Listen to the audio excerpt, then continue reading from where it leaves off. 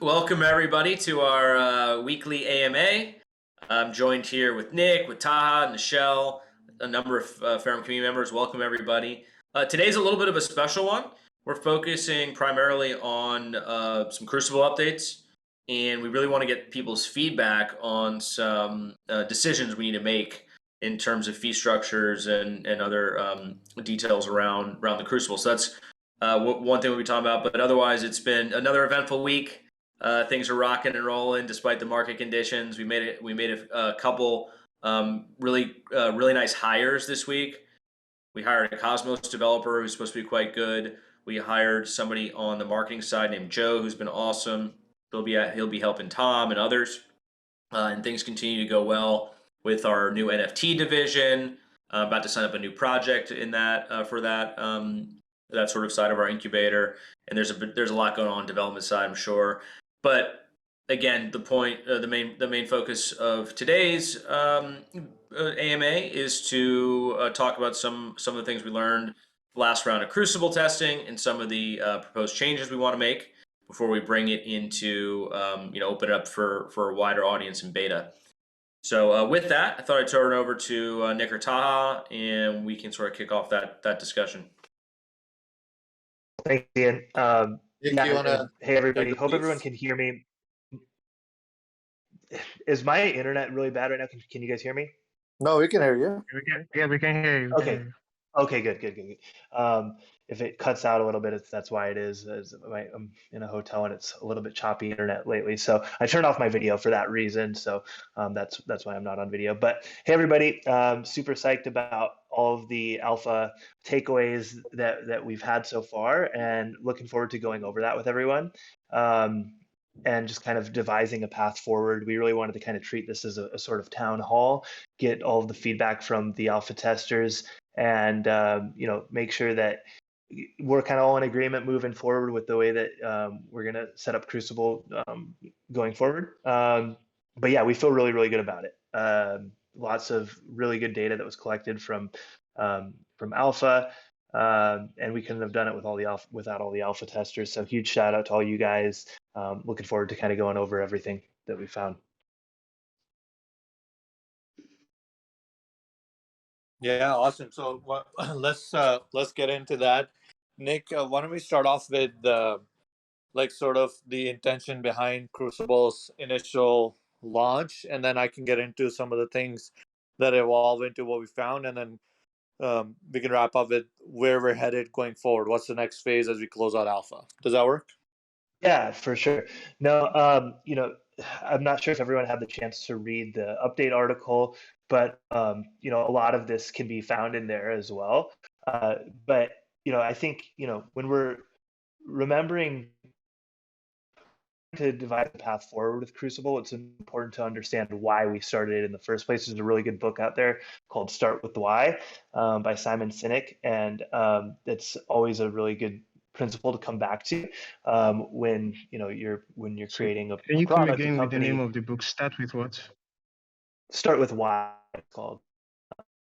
And so with kind of going back to why we started Crucible, right? The original reasons that we wanted to create Crucible were because we wanted to reduce circulating supply. We wanted a way to take Ferrum off the market so that there wasn't as much sell pressure, and it literally actually reduced the circulating supply, because when you stake Ferrum into CFRM, or when you mint Ferrum into CFRM, I should say, that's actually what it's doing. And there's a picture in the article that actually shows that when you mint FRM for CFRM, it's literally reducing the circulating Ferrum, which is super, super bullish, especially when you think that everyone that's going to be participating in pre-sales and trying to get some rewards is going to be minting CFRM to do so. It's going to drastically reduce the supply of Ferrum. The other reason we wanted to do it was to give people the ability to get access to pre-sales and stake. I remember when I first got into Ferrum a long time ago, what I wanted to do is I wanted to be able to stake my tokens and get access to pre-sales, but it wasn't possible. So a lot of other people shared that same concern. It'd be great if we could get access to pre-sales and stake at the same time. Get access to monthly holder rewards and all that good stuff. So that was one of the improvements that we wanted to make to our original staking tech, which was another reason why we created Crucible. Another reason why we wanted to create Crucible was to prevent predictable dumps, whether that was with staking unlocks or people selling their Ferrum after a snapshot or after the first distribution was taken for a pre-sale. So with staking unlocks, what we saw was these really predictable bumps in the token when people would be able to get their principal withdrawn from the staking contracts with Iron Mountain and with other staking pools that existed before. When the pool would unlock, people would get their Ferrum and they'd get their rewards, and there was this inevitable kind of like clockwork, this dump that would happen. So we wanted to get rid of that. And that's why we created the open-ended nature of Crucible.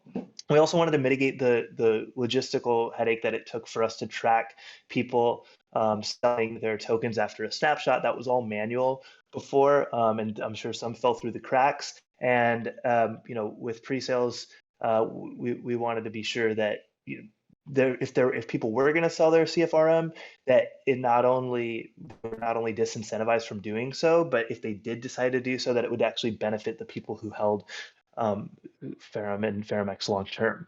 That was another reason. Another reason was that we wanted to create, and this is kind of like the pinnacle reason, right? Is to create a sustainable rewards economy by reducing the inflation of FerrumX.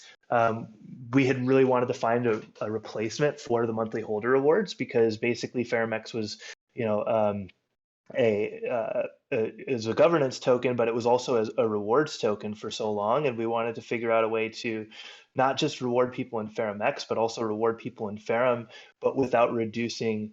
But while reducing inflation of both tokens. And with Crucible, we've not only made it non-inflationary, but we've actually made it deflationary. There is kind of an in-between, right? It could just be sustainable is kind of like the in-between of inflationary and deflationary, and we've actually swung the pendulum in the other direction, and FerrumX and Ferrum are both deflationary tokens now with Crucible.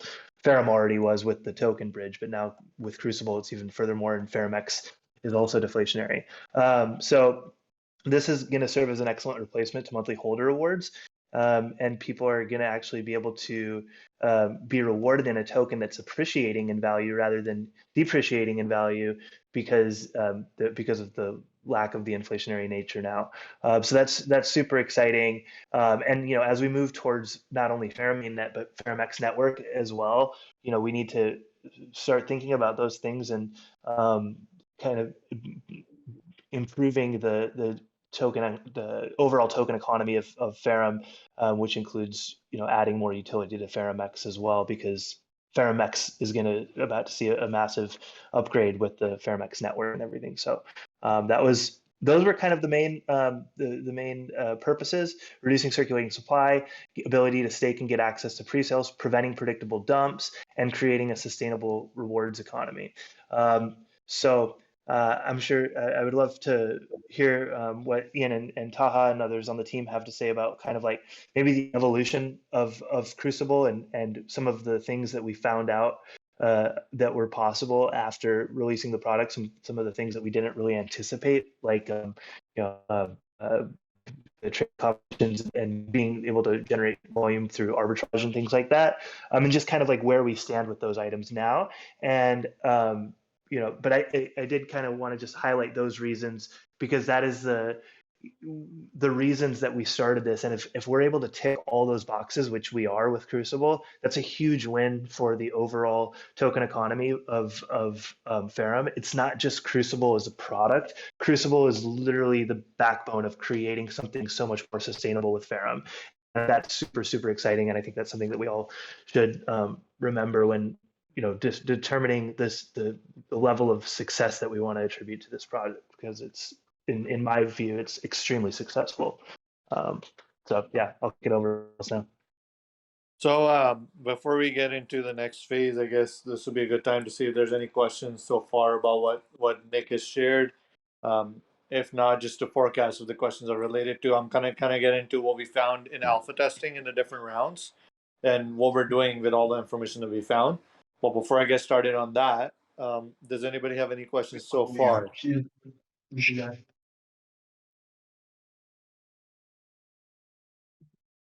If not, you can always circle back at the later time. Okay, I'm gonna get started then. Thanks, Nick, for that breakdown and background. So I think going back to what Nick mentioned, the starting with why and everything, it also gets into like why did we not just release it out to the community, and why we go through this alpha testing rollout process. And this is going to be more and more common with our products and services. And the whole point is that with some of these products and services that we're developing, it's not just a technical element that you like, oh, it works great technically. From a technical standpoint, Crucible was functioning like Q3 of last year. But there's other elements that you need to look at before you hand it to community members and to the public that might be looking into Ferrum. And you need to make sure that the economic aspects make sense, the UX and other factors make sense as well, especially with something as involved as Crucible, where we also need to look at market making, liquidity factors, arbitrage factors, so on and so forth. So as we dove into launching Crucible, we realized that there can be arbitrage opportunities created between the base token, FRM or FRMX, and the Crucible token, CFRM and CFRMX.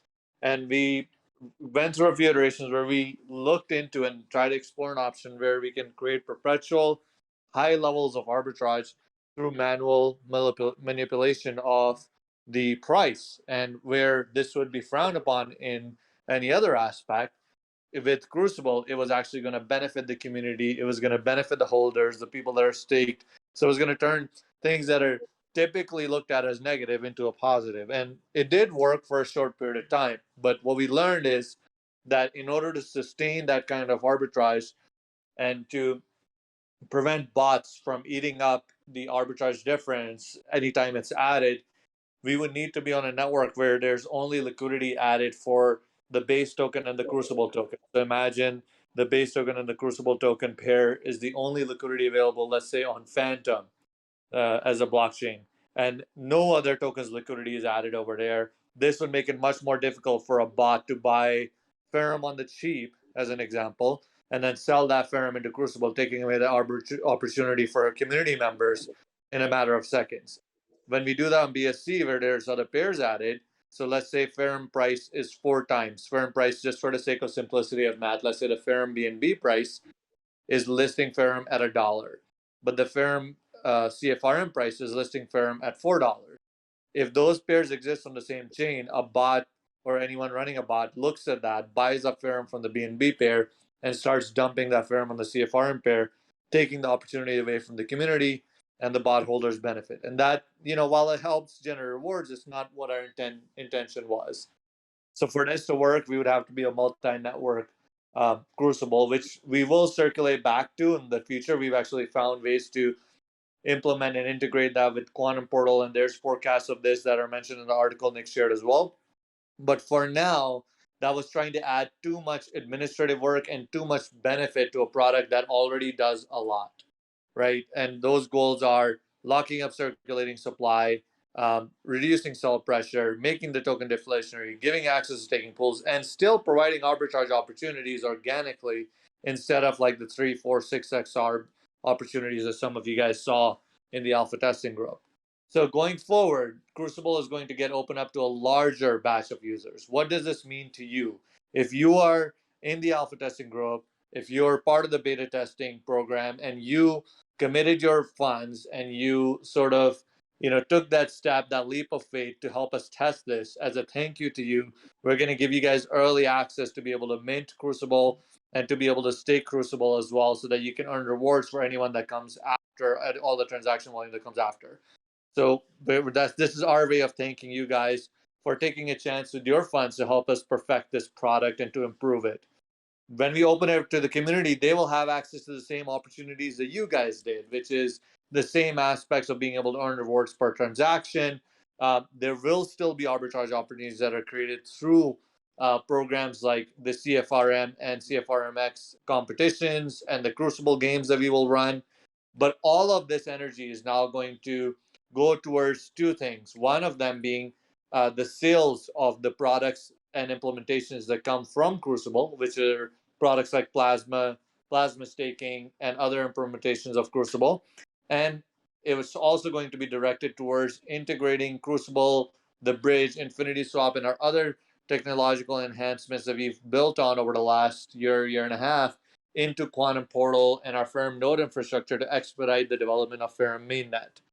So basically, it's kind of at a phase where Crucible is ready to go out to the public, and now we can direct the attention towards selling the product that's been built out to generate revenue to support the growth of mainnet, and then integrating mainnet so that we can bring back some of those arbitrage opportunities that I talked about earlier that are isolated on a specific network.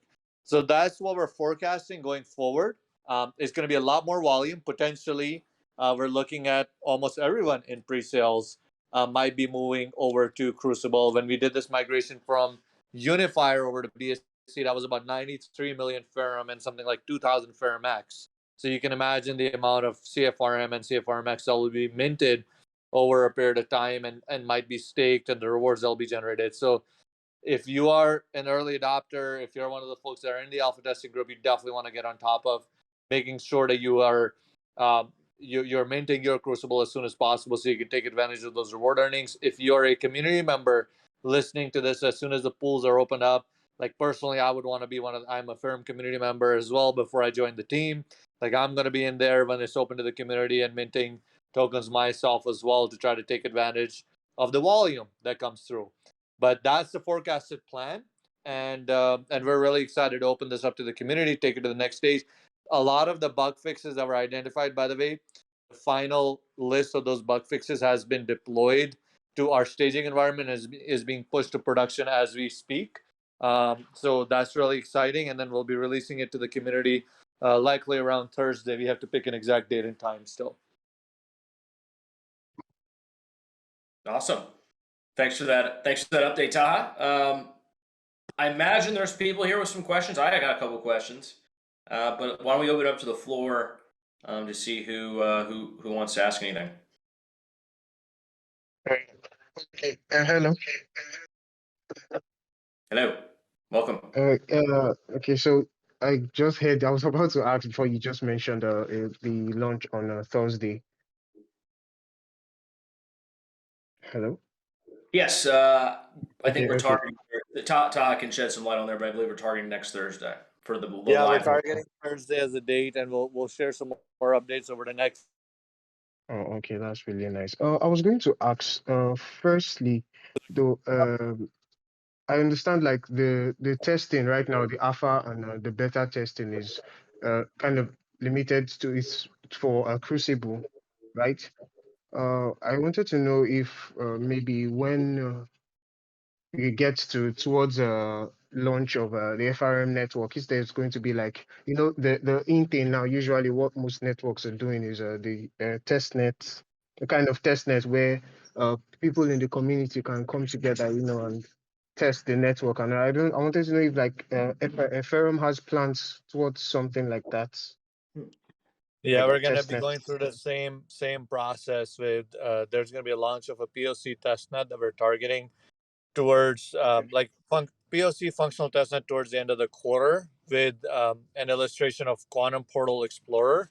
And if we're really lucky and aggressive, maybe some access to a multi-chain Explorer too, but that may bleed into next quarter.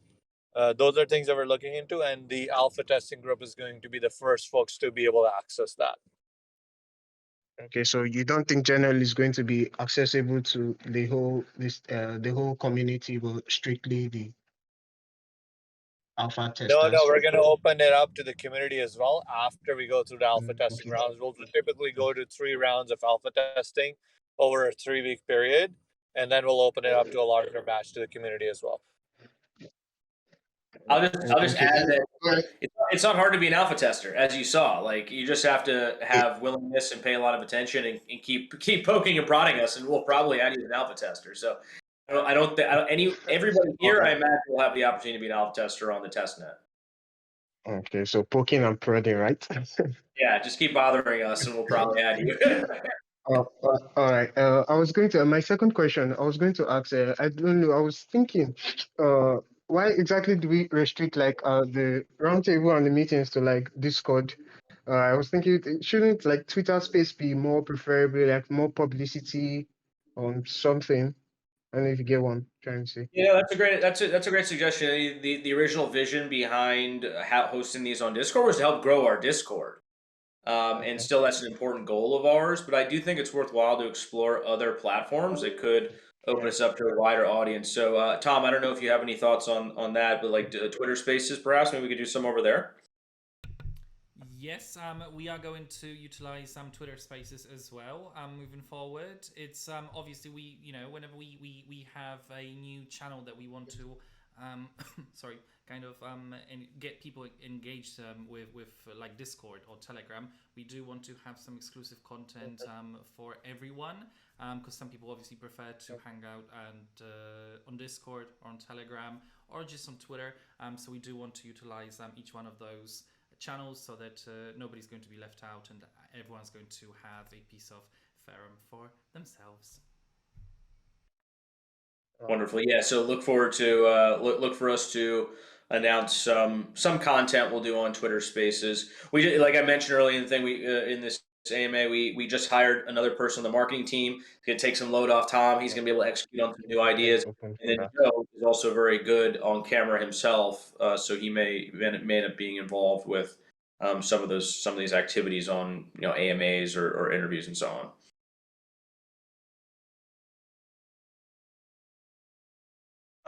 One thing that I wanted to add about the way that we're opening this up to beta and beyond, I'm not sure if we touched on it. If we did, it may have cut out during that part. But we are opening it up to the folks who signed up for beta first, because it took time for them to go and associate a wallet address to their email and sign up for beta on the beta landing page. We want to make sure that we also want to make sure that we're rolling this out iteratively in phases still. But that being said, like it's just going to be a very short window where we're letting the folks who signed up for beta in first, and then we're opening it up to everybody. Now this will still be considered beta. Typically we like to run beta for like 45 days or so after we finish up alpha testing before we call it like production, but it's basically production. We're opening it up to everybody. We just, for purposes of collecting data for the broader community, still we want to have that beta tag on it still. But that's kind of how we're opening it up. We're going to open it up to, like, I think there's like 130 something, Tom, maybe the exact number, signups on the beta wait list. So we'll open it up to them first, give them a window, and then from there, open it up to everybody. Yep, and there's at the moment there's around 135 signups for beta. Nice. Cool. Does anyone have any more questions? If not, we can dive into some of like the finalized fee structures and just some of the other parameters that we're going to move forward with, or we want to have a discussion about first. Yeah, Not necessarily a question. Oh, go ahead. What's your question? I know that. I think another really cool thing about the idea of kind of removing. You can really hear your audio's not good. Can you hear me now? Yeah, better. Okay. I think, like I was saying, another really amazing, I think, positive thing about Crucible is the security of it, like getting all your FRM and from that you're holding out of like just your wallet, and you can actually keep it it on the blockchain. It makes it like really safer, right? That's an interesting point. Yeah, I mean, yeah. If you take your Ferrum, you mint it into C Ferrum. That Ferrum is sort of locked up on a smart contract, and then you stake your C Ferrum. That's also locked up. So, but it's still nonetheless you need to practice smart security with all your wallets, because if your wallet gets exploited, that person could extract your, C Ferrum and then Ferrum. So it's not like totally like you shouldn't just stake everything and go, oh well, that wallet's totally secure. Like you still need to practice smart security. Oh, all right, all right. Yeah. All right. Interesting We point do though. pride ourselves in the security of our smart contracts, though. That's we've deployed hundreds of staking contracts for over 200 staking as a service clients now, with over $500 million in lifetime TVL, and we haven't had a single exploit. Knock on wood. So we've been doing this since 2018, and we pride ourselves in the security of our contracts for sure. And a lot of That's the people thing. that have validated that, Akin and Zokio, have all said really good things about the level of security that we're able to provide, and in quotes on our website, testimonials and things like that. So, yeah. All right, all right. So yeah, why don't we dive into some of the proposed fee revisions we're considering, and then we'd love to get your feedback on those. Can I talk? Can I Sweet. talk? Oh yeah, go ahead, Yeah. Tackles. Okay. Yeah. Can you guys hear me? Yeah. Ian? Okay. Yes, I hear Can you you, hear me? Taha. Nick, you've been breaking up pretty badly. Your internet's not the Can I best. talk? So I can go over the fee Okay, revisions. let's go ahead. Is my connection still okay, or is it bad as I well? wanted to No, say your something. connection's fine Okay, for me. excellent. Nick, I'll take over the fee revisions and we can kind of go from there. So one of the things that's going to happen, because we're looking at Okay. long-term sort of setup with Crucible, right? So it's going to be geared more towards sort of long-term arbitrage instead of short-term arbitrage that you've been seeing. And then we're going to add a lot more benefits and utility that we talked about. There's actually a video that Ian and myself did. I think it was about, I think it might have been December or January, when we talked about the roadmap, and in which we mentioned, all of the things that will be accessible through Crucible. Well, all of that is now coming to fruition.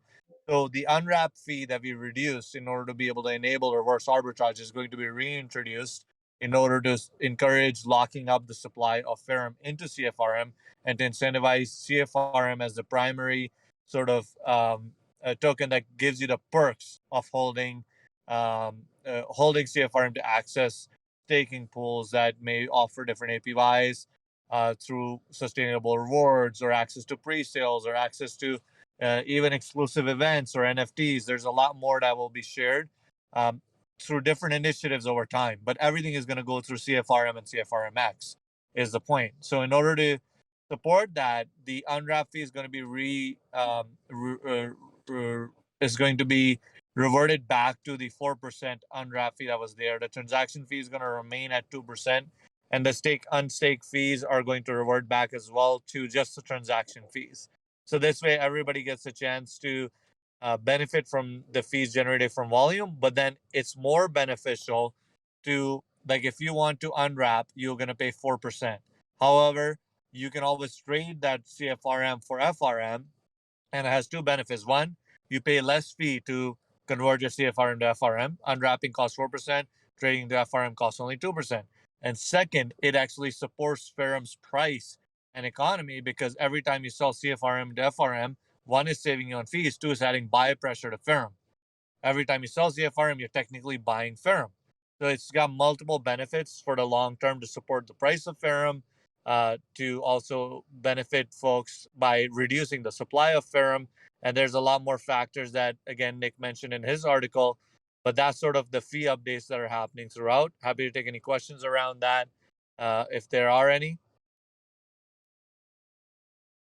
Yes, it's Solstar. I was wondering, Taha, so will you be putting up FRM, CFRM liquidity or FRM BNB? Yeah, CFRM BNB liquidity.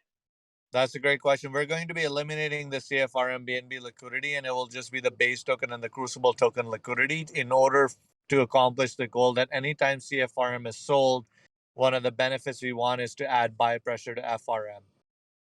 Okay.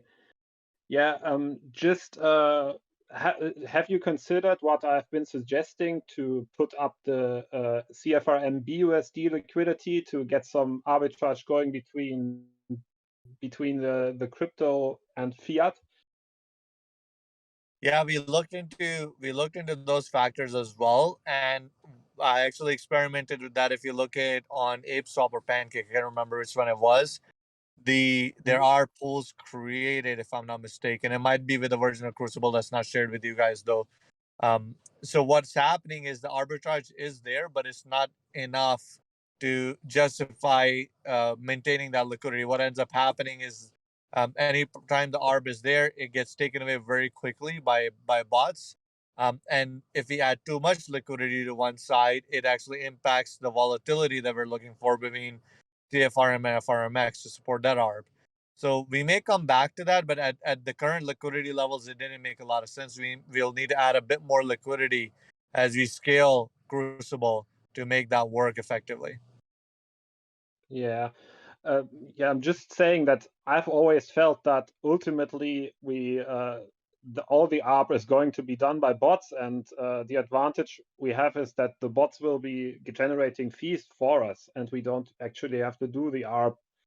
I mean, if the arbitrage is not big enough for a human to do it, ultimately it's kind of also an advantage to have bots do it. No.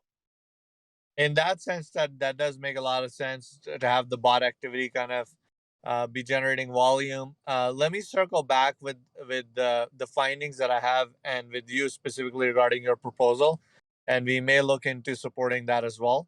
So I'll shoot you a PM either later today or on Monday, and then we can kind of circle back to see if that's an additional utility we can add to CFRM holders by adding that additional pair.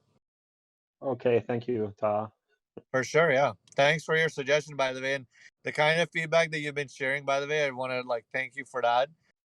It gives us a lot of ideas. We're not always responding in Discord. I know myself personally, I was a lot more active or in the early days, and then now I'm just going back and implementing the feedback that's coming through. So I want to take this chance to thank you and some of the other folks as well that have shared feedback. It's been very valuable and really helpful for us. Yeah, you're Another welcome. idea that Solstar had a bunch of good ideas. Another one was that we should stake our CFRM as a company before we open it up for beta, and open it up for everyone else, so that Ferrum can accumulate a lot of the rewards that are coming in and use those as incentives for more volume. Soulstar, I don't know, maybe when you and Taha connect, you can kind of run them through Yeah, that proposal as well, because that one we're already doing. That's how we're supporting some of the rewards for the competition. Is a good percentage of those rewards are actually coming from rewards that Ferrum has generated from its liquidity wallet. If you right, notice, there's yeah. one wallet that always mints significantly more than everyone else before we open it up. That's the wallet that is minting to provide liquidity, and then it is staking. I try to stake typically the amount that has been allowed to the community to not dilute the community's pool, but also to give us a chance to earn those rewards early on so we can support the economy by using those rewards as well. So that idea is being implemented as we speak already. Right, yeah, I knew that part of it. I guess the part that Soulstar had mentioned was more so about in the way we release those rewards, and he had a cool strategy about it. I can't articulate it off the top of my head, but maybe when you guys link, he can go through some of that, because it was cool. No, that makes sense. I'll touch base on that. I do. I personally have to jump off to another call in 1 minute, so I'm happy to take one more question if someone has one for me, and then I know Nick and Ian will be taking the rest as well. So, is there any other questions that I could potentially answer? I actually wanted to propose something, Taha. Maybe it might be the best this yet, but what if we, because of the fact that we're now allowing pre-sales to people who aren't staking, now essentially they could still sell their CFRM after the snapshot and only face a 2% fee, as opposed to unwrapping it. We obviously want to discourage unwrapping as much as possible, because that's what reduces the circulating supply of Ferrum. We also want to discourage selling too. what if we raised the sell fee of CFRM to 3% instead of 2% and reduced the buy fee of CFRM from 2% to 1%? So it's still 4% total, but people are they're more discouraged from selling and encourage more to buy. We can, and instead of doing trading competitions, we can start doing more buying competitions, because that's going to create more arbitrage when people are buying CFRM, as opposed to just trading it and keeping it, that arbitrage dried up. That was one of the things that I wanted to bring up on this call and see what everyone's thoughts on that were.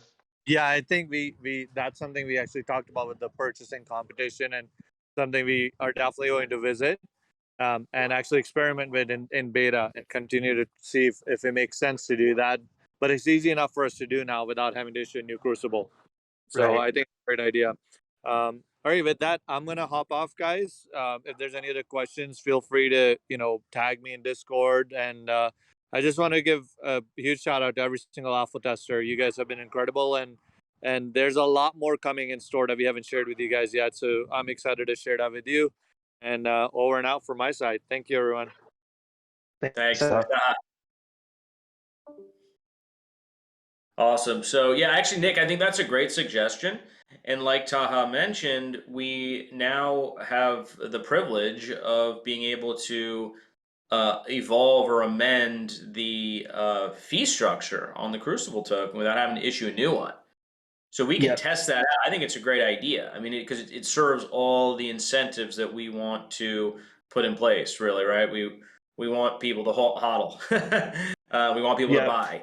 So it makes a lot of sense to me. And we can, so what we can do is we can, unless there's any, vociferous objections, we can implement that at some point in beta, see what the data tells us in terms of how people react to it. Because you never know, there can be unintended consequences, these things that we're not foreseeing. But in any event, we can monitor that and then make, decisions on whether we want to fully, finalize and implement that going forward. But makes a lot of sense from where I'm standing. Nice. Okay, cool. Word. Well, does anybody else have other questions? Happy to field some more. We still got some time.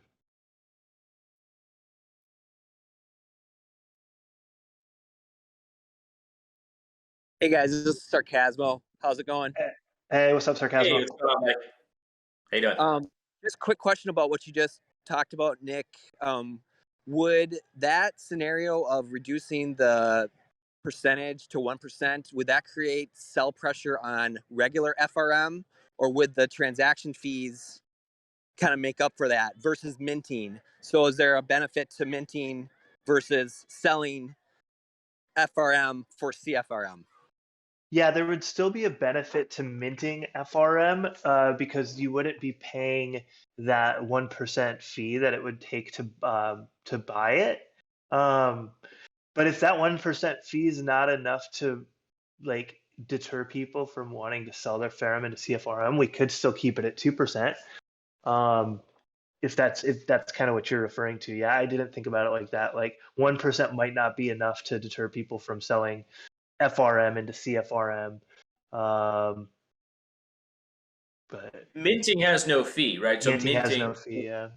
So we're probably still safe, but that's a great example of unintended consequences or just things we hadn't thought about. So that's a really good point. There, it may not be what we want at the end of the day to implement something like that. But I think one thing we found with Crucible is, we have these assumptions, and then it's out there, and sometimes it just blows up our assumptions, and we're like, wow, didn't even think of it like that. So it's a really interesting product in that sense. So I think we collectively came to a conclusion on the team that let's just get it out there.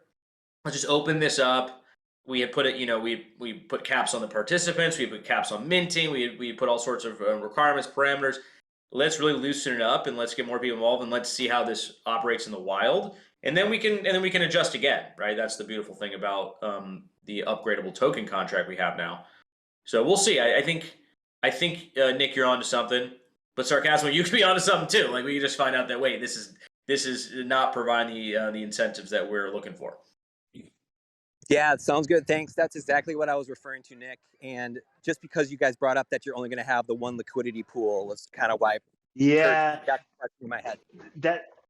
that brings up another good point too. I'm glad you brought it up like that, because we're creating a UI that will allow for routing between, like, let's say you wanted to buy CFRM and BNB, it could go from like the BNB to the CFRM FRM pair. Right now, if you were to do that, it would say, like, I think it would say insufficient liquidity. But we're actually able to create a UI that will actually route any other token that you want to buy through that CFRM FRM pair. So hopefully that will encourage more people to buy with BNB. But it also brings up a good point, and I'm gonna reach out to Taha and see what he thinks about this too. Is just like, if people are only encouraged to buy in Ferrum, then we might be hindering ourselves a little bit there. But yeah, that's something that we should visit. But the UI is definitely going to help that people buy tokens other than just Ferrum. Because Yeah, what the reason improve this. These are some tricky problems. There's always some more unintended consequences. But remember too that we can always add another pair if we see that being beneficial, like to Solstar's point, maybe a BUSD pair, maybe maybe a BNB pair. Like we have some flexibility to change things post launch in that sense. So it's really we don't want a situation where Crucible, for whatever reasons, ends up actually hurting the price growth of Ferrum. That's not what we're trying to achieve. So we'll see. We'll see how it plays out once it's opened up to a wider audience, and if we need to make changes, we will. Yeah, it's interesting. The reason we had actually first thought of that UI was because we're like, man, we've got this dual token system. Why are we adding Ferrum BNB liquidity when we could be adding Ferrum X liquidity? This is before Crucible. And well, before we started alpha, at least, was when Crucible was conceptualized, but before we had put it out there. And so that's kind of the original reason why we wanted to create this UI, was so that we as a company could add the primary liquidity in Ferrum and Ferrum X rather than Ferrum BNB, which would take capital that we could otherwise be used to like scale the team and things like that. So the UI was originally created to be able for us to add Ferrum X liquidity and take advantage of this dual token system that we have. But it can also be used for Ferrum CFRM, Ferrum X, CFRM X liquidity pools as well.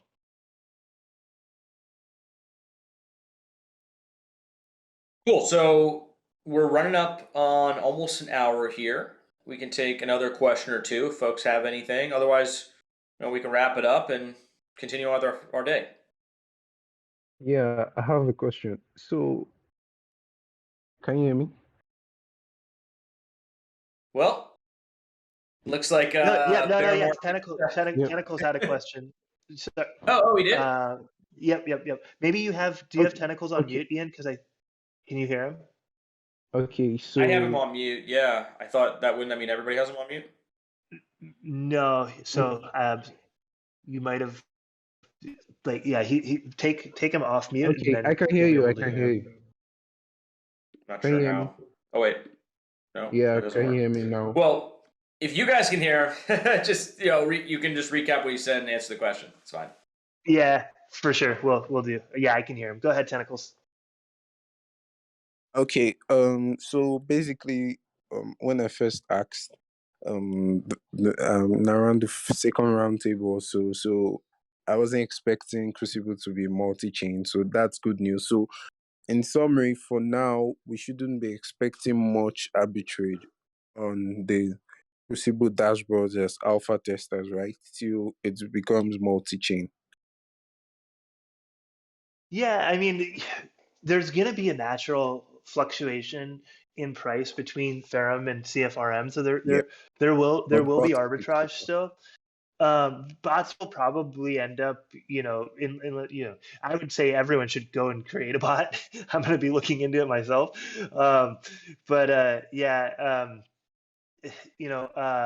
There's not going to be quite the drastic arbitrage that we had originally anticipated, being able to kind of manually control the price by removing and adding liquidity.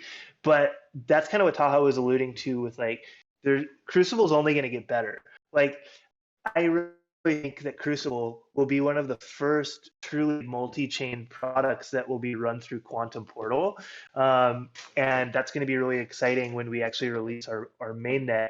I think it's going to be the perfect kind of case study on what a truly multi-chain dApp really looks like, because they don't exist right now. There's cross-chain dApps. There's dApps like Ferrum. Ferrum is a cross-chain token. Like we have multiple tokens on different networks, right? But like a truly multi-chain dApp doesn't really exist, and that's what's going to be possible with Quantum Portal and the Ferrum mainnet, Infinity Layer mainnet, is being able to build a smart contract on one network and deploy it on all networks, having a dApp be recognized across all networks, where you can borrow on one network and pay that loan back on another network. Those are going to be the kind of applications we're going to be able to see through Ferrum mainnet, and we'll be able to utilize Crucible, or put Crucible through Quantum Portal as one of our first truly multi-chain dApps. But even until that point comes, there's probably going to be ways where we're going to be able to utilize Infinity Swap with Crucible as well. So like you can kind of see Crucible in like these phases, right? This is like the first phase on BSC. But when Infinity Swap comes out, there's going to be multiple CFRM pools likely on different networks, and we'll probably target trading competitions to only occur through Infinity Swap and things like that. So like it'll only target transactions made through the Infinity Swap smart contracts, and encourage the usage of Infinity Swap. We could launch it on not just BSC but Polygon, and I've actually got a call with Polygon to tell them about Crucible this week, so I'm super excited about that. And Phantom and Avalanche and these other networks, we can start launching Crucible and kind of route it through Infinity Swap, which will be really cool. But then even after Infinity Swap, then the third phase will be like with Quantum Portal mainnet, Infinity Layer mainnet. That's going to be super sick. That'll be a truly multi-chain dApp then. So just a lot to look forward to. It's not like this isn't the final version of Crucible. It's just going to keep evolving as Ferrum evolves. I'm so glad you mentioned that. That's incredibly important to point out. We always approach our products in that fashion. If we see that we're getting positive feedback from the users and they want to see more, we're going to keep pushing. We're going to keep making it better. And it's just the wonderful thing about Crucible is it's very nicely aligned. Its growth and evolution is nicely aligned with the growth and evolution of our other sort of multi-chain products in the mainnet that we're building, like Nick said. So yeah, I like this is inning one for Crucible, and I just want to thank everyone for participating, giving your feedback and alpha. Remember, if you guys are not in alpha or not already signed up for beta, definitely sign up for beta. You want to get in Crucible early, I would say, right? Because you'll get the benefit of all the subsequent transactions that are run on it, and of course, there's less stakers in the beginning as well. So yeah, let your friends know. If get signed up if you're not already signed up for the beta. We're looking forward to launching that. Looks like the end of next week. Finally opening up that beta, so there'll be a couple more days of getting your name on that list. So with that, it's the top of the hour. I gotta jump myself, but I just want to thank everybody for joining this week's AMA. Hope you guys have a great weekend, and we'll see you back here next Friday for another edition of our live AMA. Thanks everyone. Gotta go. Thank you. Bye. Thanks, guys. Bye.